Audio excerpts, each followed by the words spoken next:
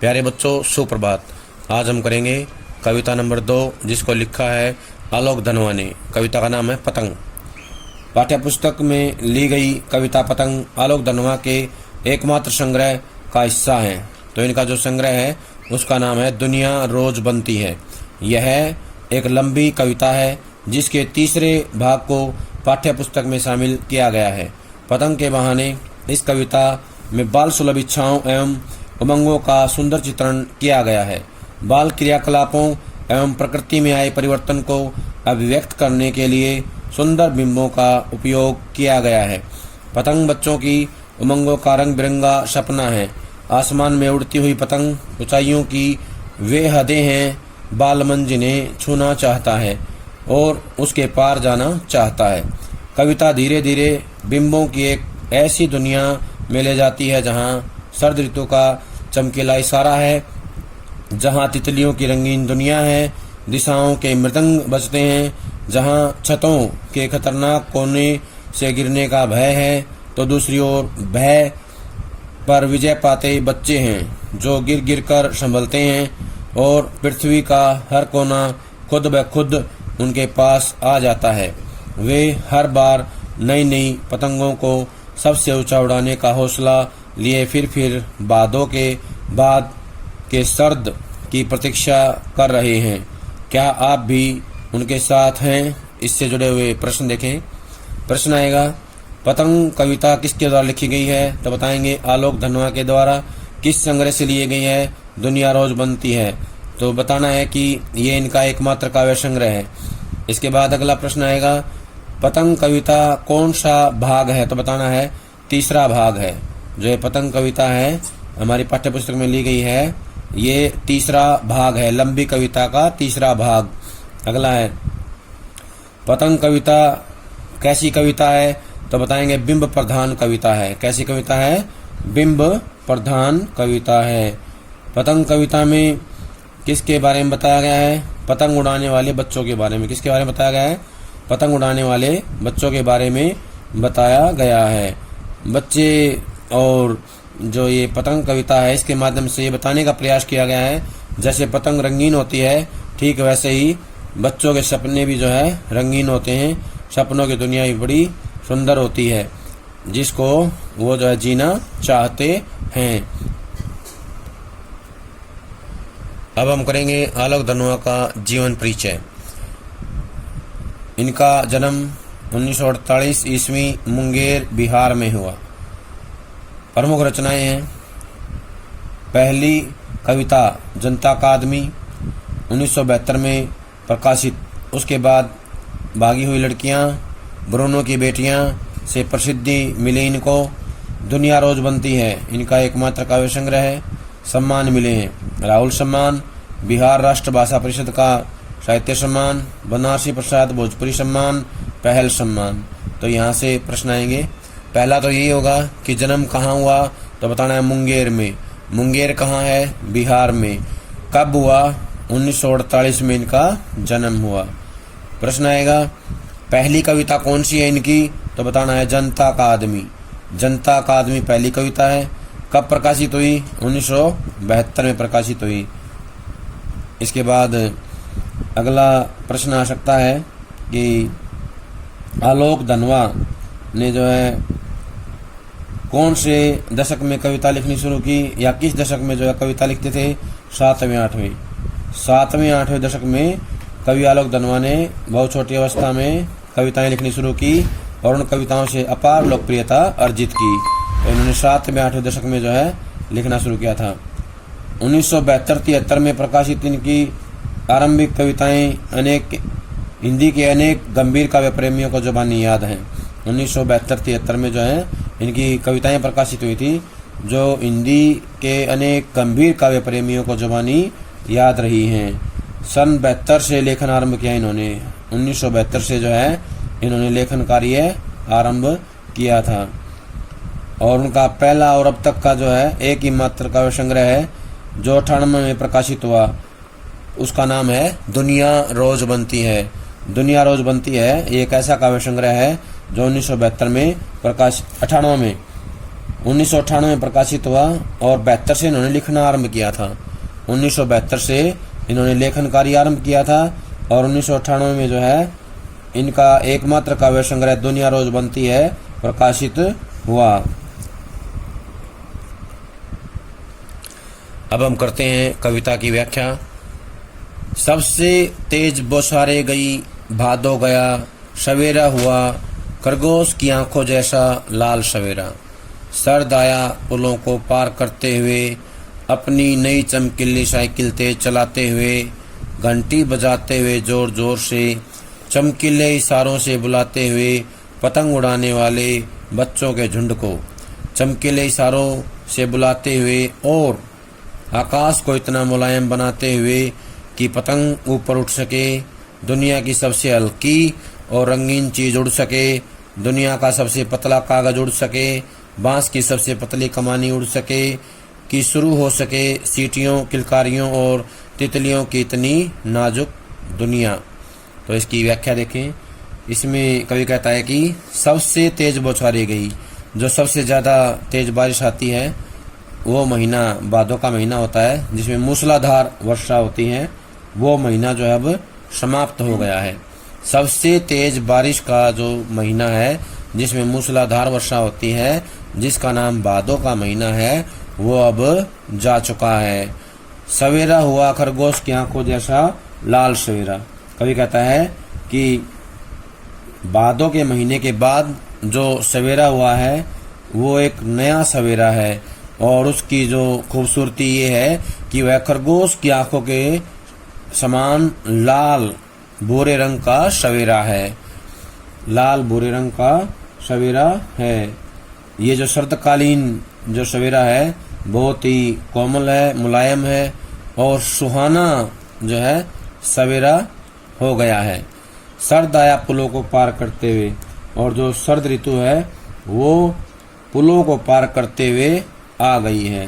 सर्द ऋतु पुलों को पार करते हुए आ गई है। कहने का आशय है कि सर्द ऋतु जो है शुरू हो चुकी है। चारों ओर उमंग और उत्साह का वातावरण फैल गया है। सर्द पुलों को पार करते हुए आ गई है। अपनी नई चमकीली साइकिल तेज चलाते हुए, अपनी नई चमकदार साइकिल को तेजी से चलाते हुए आ गई है। और कहने का आशय है कि जैसे ही सर्द ऋतु आरंभ होती है तो बच्चे भी जो है अपनी साइकिलों पर सवार होकर घरों से बाहर पतंग उड़ाने के लिए आ जाते हैं, घंटी बजाते हुए जोर जोर से। और वो जो है घंटी जोर जोर से बजाते हैं पतंग उड़ाने वाले बच्चों के झुंड को चमकीले इशारों से बुलाते हुए। और वो घंटियां इसलिए बजाते हैं ताकि पतंग उड़ाने वाले बच्चों के झुंड को जो है घर से बाहर बुला सकें। चमकीले इशारों से, अपने चमकदार इशारों से जो है वो बुलाते हैं। चमकदार इशारे होता है संकेत, चमत्कार इशारों या संकेतों से जो है वो घंटी बजा करके पतंग उड़ाने वाले बच्चों के झुंड को जो है बुलाते हैं। चमकीले इशारों से बुलाते हुए, वो अपने चमकदार इशारों के माध्यम से उनको बुला रहे होते हैं। वो इसलिए बुलाते हैं ताकि घर से बाहर निकलकर वो जो है खुले मैदानों में पतंग उड़ा सकें। आकाश को इतना मुलायम बनाते हुए, और जो आसमान जो है वो इतना मुलायम हो जाता है कि बच्चों को किसी प्रकार की परेशानी ना हो पतंग उड़ाने में, किसी प्रकार की कोई जो है उनको मुसीबत का सामना ना करना पड़े, कि पतंग ऊपर उठ सके। और ये जो सर्द रूपी बालक है, यहाँ पे सर्द ऋतु को जो है एक बच्चे के समान बताया गया है। वो आकाश को इतना मुलायम और इतना सुहाना बना देता है कि पतंग ऊपर उठ सके, पतंग जो है आसमान की ऊंचाइयों को छू सके, आसमान की ऊंचाइयों का स्पर्श कर सके, और पतंग जो है हवा के साथ ऊपर उठ सके। ये जो हल्की और रंगीन चीज होती है, दुनिया की सबसे हल्की और रंगीन चीज जिसे पतंग कहा गया है, वो जो है आसमान की ऊंचाइयों को छू सके।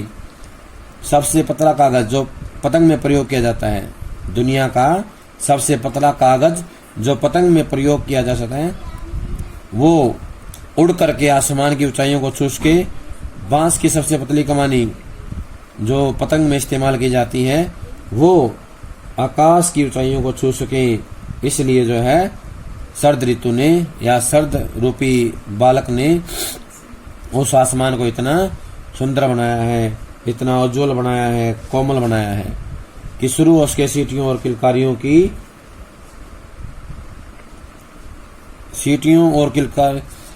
किलकारियों और तितलियों की इतनी नाजुक दुनिया।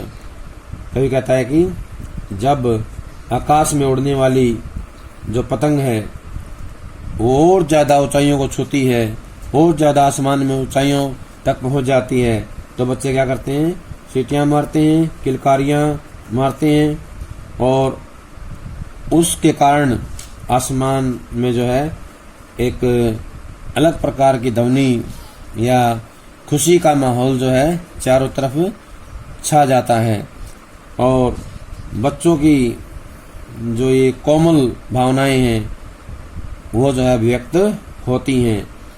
तब ऐसा लगता है मानो रंगीन पतंगों के सहारे या रंग बिरंगी कोमल उड़ती हुई पतंगों के माध्यम से बच्चों की जो ये सपनों की दुनिया है, रंगीन तितलियों की तरह जो नाजुक दुनिया है वो जो है शुरू हो गई है, या वो जो दुनिया है आसमान में उड़ रही है। कहने का आशय यह है कि रंग बिरंगी पतंगों के माध्यम से बच्चे जो है तितलियों के समान अपनी जो कोमल दुनिया है उसको जो है साकार होता देख रहे होते हैं, अपने रंगीन सपनों को पूरा होता हुआ देख रहे हैं। आसमान में उड़ती हुई जो ये पतंगे हैं बच्चों की तितलियों के समान रंगीन नाजुक दुनिया साकार होती नजर आती है। अब इससे जुड़े हुए प्रश्न देखें। पहला प्रश्न तो यही है कि कविता का और कवि का नाम बताइए, तो हम बताएंगे कविता का नाम पतंग है और कवि का नाम है आलोक धनवा। कवि का नाम है आलोक धनवा। अगला प्रश्न यहीं से आएगा, कवि ने शरद ऋतु के आगमन को किस प्रकार प्रस्तुत किया है, जो है ना शरद का आगमन है कैसे दिखाया है, तो बताएंगे शरद ऋतु का आगमन बच्चों में एक नवीन उत्साह और उमंग भर देता है। जब शरद ऋतु आती है तो बच्चों में क्या होता है, एक नया उत्साह और उमंग जो है भर देता है। इस ऋतु में चारों ओर चहल पहल बढ़ जाती है। बच्चे साइकिलों पर सवार होकर घर से बाहर घंटियां बजाते हुए एक दूसरे को इशारे से पतंग उड़ाने के लिए बुलाते हैं, पतंग उड़ाने के लिए बुलाते हैं।